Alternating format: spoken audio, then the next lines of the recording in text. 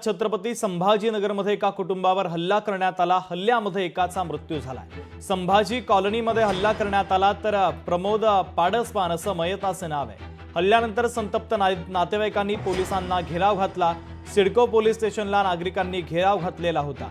आरोपींवर मकोका अंतर्गत कारवाई करण्याची मागणी देखील आता करण्यात आलेली आहे।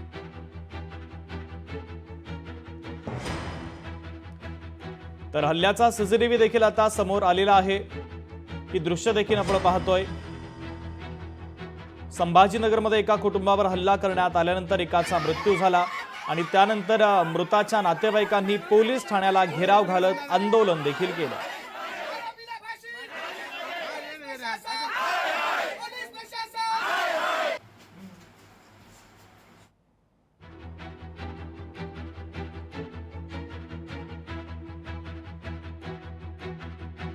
याच्यामध्ये कुठल्याही प्रकारचा निष्काळजीपणा राहणार नाही। आम्ही याच्यामध्ये सविस्तर डिटेल तपास करत आहोत। 3 आरोपी अटक केलेले आहेत।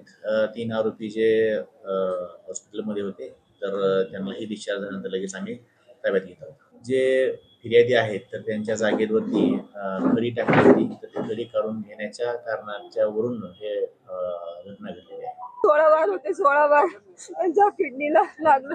आता जायच्या आधी माझ्या डोळ्यासमोर त्यांना मारून टाकलं। त्यांनी अगोदर सगळी प्लॅनिंग केली होती आणि आम्हाला त्यांनी खूप वेळ धमकी दिली होती, 100 वेळ धमकी दिली होती की आम्ही तुम्हाला मारून टाकू, पूर्ण परिवाराला किंवा कोणाला तरी मारून टाकू। त्यांनी खरंच करून दाखवलं।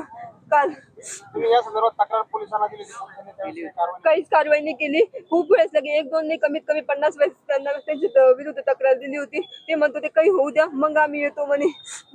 काहीच कारवाई नाही केली। पोलिसांनी वेळेस आता काय मागणी असेल तुमची? त्या आरोपीला, सगळ्या आरोपींना आहे ना फाशीची शिक्षा झाली पाहिजे। आणि त्यांचं जे मंडळ आहे जे त्यांना साथ देत होतं, पूर्ण टोळी होती त्यांनी 50 जणांची, आणि आमचे घरातले फक्त 2-3 मेंबर एवढे जण हल्ला करायचे, त्यांना सुद्धा जेलात टाकून जन्मठेप झाली पाहिजे। लोकशाही मराठी ऐका, पहा, जागरूक रहा।